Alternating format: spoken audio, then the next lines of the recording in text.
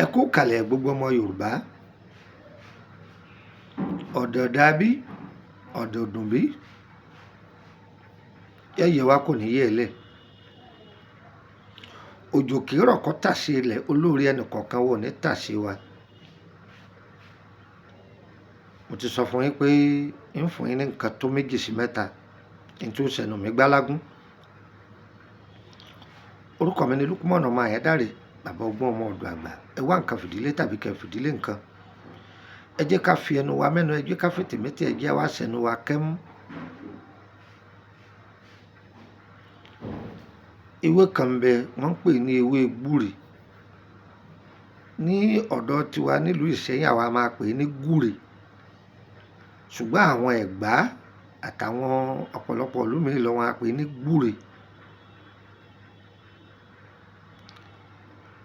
Àràǹbarà pamọ́ sára ewé yìí. Ewé tó ní agbára ni. Ṣùgbọ́n ọ̀pọ̀lọpọ̀ èèyàn rò pé táwọn bá ti sè é lẹ́fọ̀ jẹ ọ̀tán síbẹ̀, kọ̀tán o, kọ̀tán, kọ̀tán. Bí àṣà àwọn bàbá wa tí wọ́n bá ń lùlù wọn ní ẹ má fojú dúdú olúrú àgbàlagbà ọbẹ̀ ni. Tí wọ́n mọ ewé tí jẹ́wé lúrú mọ́ ṣẹ́ mọ́ ewé igi ògún ní jẹ́bẹ́. Ọ̀rọ̀ ìdébẹ̀ yẹn lónìí ó dijọ́ mi. Ewé gbúre mo ti sọ̀rọ̀ nípa part 1 rẹ̀ fún wa rí, eléyìí náà jẹ́ part 2. Ẹ lọ wá ewé gbúre, ẹ kó jù sọ́lọ tàbí inú odó, ẹ ti kó sínú ẹ̀. Ẹ lọ wá gbogbo nǹkan ní òkété tí wọ́n pa, gbogbo ìfúnnú rẹ̀ pátápátá ẹ kó dà sínú ẹ̀.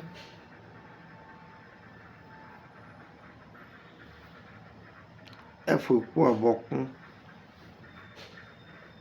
ẹ ti fi èpo ọ̀bọ kún, ọyẹ ẹ̀gún pọ̀, ẹ máa gún, ẹ ti gún tán, odó ògùn. Báyẹ̀ gbọ́ dáadáa, ewé gbúre tó tutù mìnìmìnì, ẹ̀jẹ̀ kó sódó, èpo ọ̀bọ, gbogbo ìfúnnú òkété ẹ kó sí, ọyẹ gún papọ̀. Báwo ni lílò rẹ̀?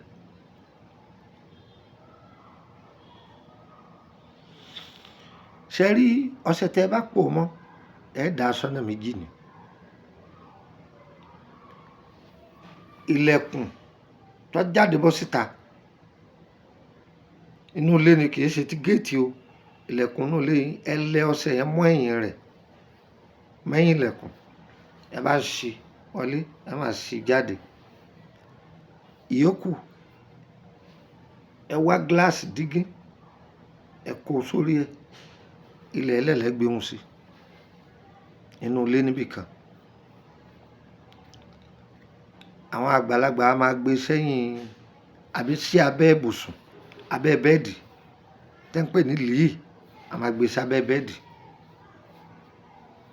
Ọ̀rẹ́ mi a bá ń lọ ibi iṣẹ́ rẹ̀ láàárọ̀, máa bú tẹ̀yìn ilẹ̀kùn yẹn kó máa fi wẹ̀. Tó o bá lọ ibi iṣẹ́ tó wà ní lásán, máa bú tójú dígí yẹn, ọ̀nà rẹ ò ní dí. Èyí tó àṣẹ̀ṣẹ̀ máa pe kọ́sítọ́mà lórí fóònù yẹn, àwọn ni wọ́n máa fóònù dán láàmú. Lọ́dàn o, kí ni mo rí fún wọn? Lọ́dàn o, wọ́n máa gbúrò rẹ̀ sí rere ni, àṣírí àwọn àgbàlagbà ni. Ẹ̀yọ́nú aṣínà lòun náà. Ó di mélòó?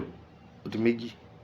Gbúre ẹgbó, ewé tó le ní o, àìsábà máa mú lásán o, èèyàn lè kú o, bẹ́ẹ̀ ni mo sọ fún ọ. Gbúre kọkàn máa gbó mu lásán, ó le o. Sọ́rí tó bá mú gbúre lọ gbó, tó bá ti wá gbó tán yẹ ẹsẹ̀, ó yẹ tú oyin sí, oyin gidi. Ẹ máa fi mu ẹ̀kọ́ gbóná. Pàápàá jùlọ wọ̀ tó bá ní àrùn ọgbẹ́nú gbìyànjú kó lò láàrin ọ̀sẹ̀ kan sọ́sẹ̀ méjì. Wọ́n gan ó sì máa mọ̀ pé ó dàbí pé kìnní yìí lọ ní agbára Ọlọ́run. Ọ̀nà kan tún nù, èédúdú ṣàbọ̀n lọ ṣàbọ̀n nìkan lásán, ṣàbọ̀n nìkan, kó wá mú gúre tó ti gbó,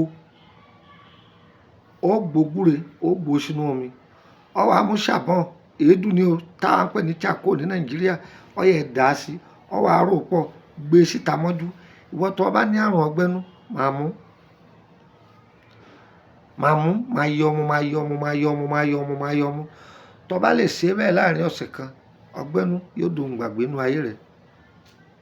Ẹ lọ dán o, yóò rí bẹ́ẹ̀. Tó èmi ọmọ yín tòótọ́ Lukman ọmọ Ayédáre, bàbá ọgbọ́n, ọmọ ọ̀dọ̀ àgbà. Ó wà lórílẹ̀‐èdè Benin báyìí, mò ń lọ sí ìlú Abidjan. Ẹ fẹ́ kàn sí mi níwọ̀n àbájọ tí ń lò díẹ̀ ní Benin, ẹ kàn sí mi. Ndéga kan bẹ̀ ní ọ̀dọ̀ mi, ẹ̀yẹn sá ti pe nọ́mbà Benin mi, àádàrẹ́ ti ẹ̀yìn ọjà Ndéga kan bẹ̀ ní ọ̀dọ̀ mi. Nọ́mbà wo lẹ lè fi bá mi sọ̀rọ̀? Lórí nọ́mbà Nàìjíríà mi tẹ́ ẹ bá ti pè é dìrẹ́ẹ̀tì tí ò lọ, mi ò sí ní Nàìjíríà o. Lọ́wọ́lọ́wọ́ bí mo ti ń bá yín sọ̀rọ̀ yìí, mi ò sí ní Nàìjíríà, mo wà lórílẹ̀‐èdè Benin, mo sì ń gbàbẹ̀ lọ Côte d'Ivoire ni. Ẹ máa bá mi sọ̀rọ̀ lórí nọ́mbà Nàìjíríà yìí, WhatsApp ẹ̀ +234 80 32 98 32 98 +234 80 3298 3298 ìkànnì yẹn. Ìkejì +234 81 33 155 111 +234 81 33 155 111. Nọ́mbà orílẹ̀-èdè Benin, ẹ̀nà bá fẹ́ pè mí direct bóyá ẹjọ́ mọ Benin àbí Abidjan Liberia mọ́ra wọn, ọ̀yá +229 54 65 1928 +229 54 65 1928.